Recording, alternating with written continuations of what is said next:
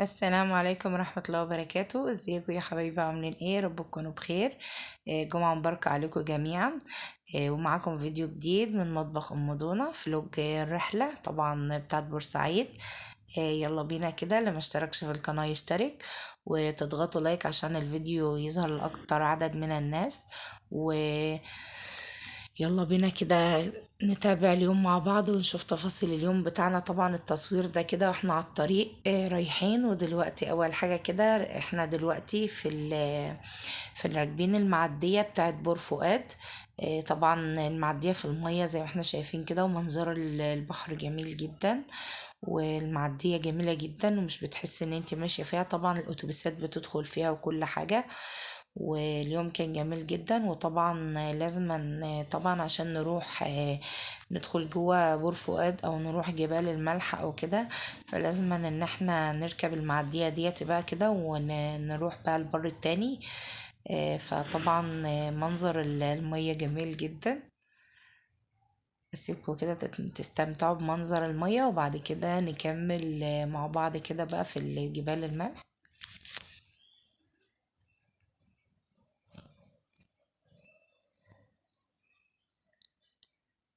وهنا بقى كده كنا وصلنا جبال الملح، وده منظر جبال الملح ما شاء الله. منظرها جميل جدا. احلى جو تصوير في جبال الملح، واحلى سيشن تعملوه هناك. طبعا كان فيه يومها باصات كتير وناس كتير بقى، وكان فيه زحمة هناك.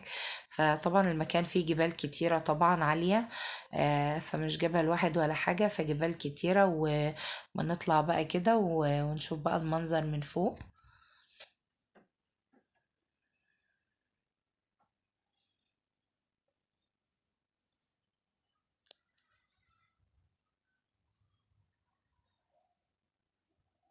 كده ده المنظر من فوق. بصراحة المنظر جميل جدا. ويومها انبسطنا وطلعنا اكتر من جبل وعملنا احلى سيشن هناك وتصورنا، والاولاد اتبسطوا. وهنا برضو كنا رايحين بقى طالعين على الجبل التاني. بصراحة يعني اللي ما راحش جبال الملح ده بصراحة فايته كتير. التصوير هناك خيال خيال خيال يعني، ممتع جدا. وده المنظر من فوق كده.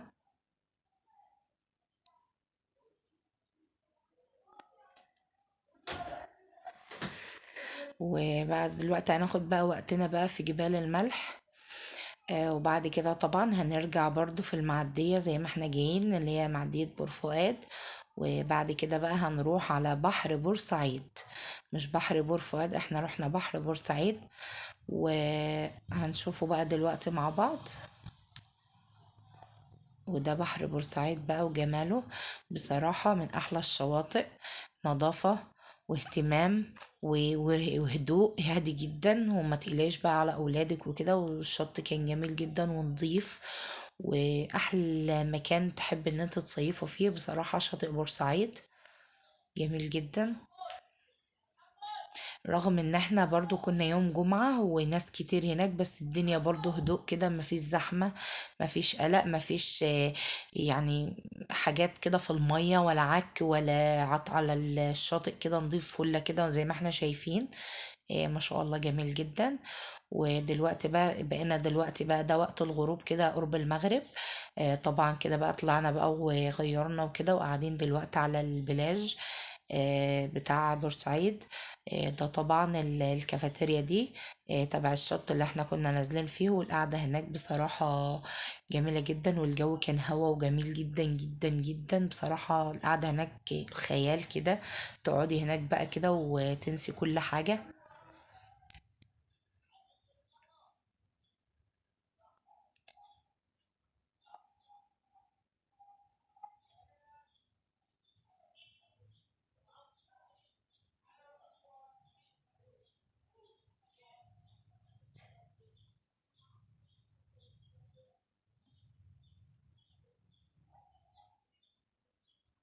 طبعا احنا قعدنا هنا بقى وانبسطنا كده وركبنا عجل والاولاد اتبسطوا، وقعدنا برضو اتعشينا وظبطنا الدنيا كده.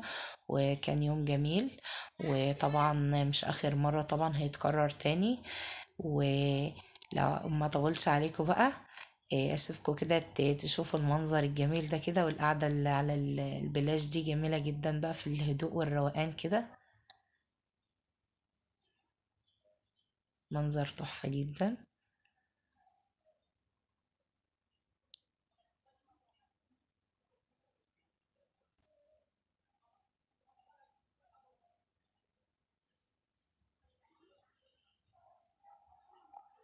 يلا بقى ما طولش عليكم، اللي ما اشتركش في القناة بقى يشترك، وما تنسوش تحطوا لايك للفيديو، ودمتم في امان الله.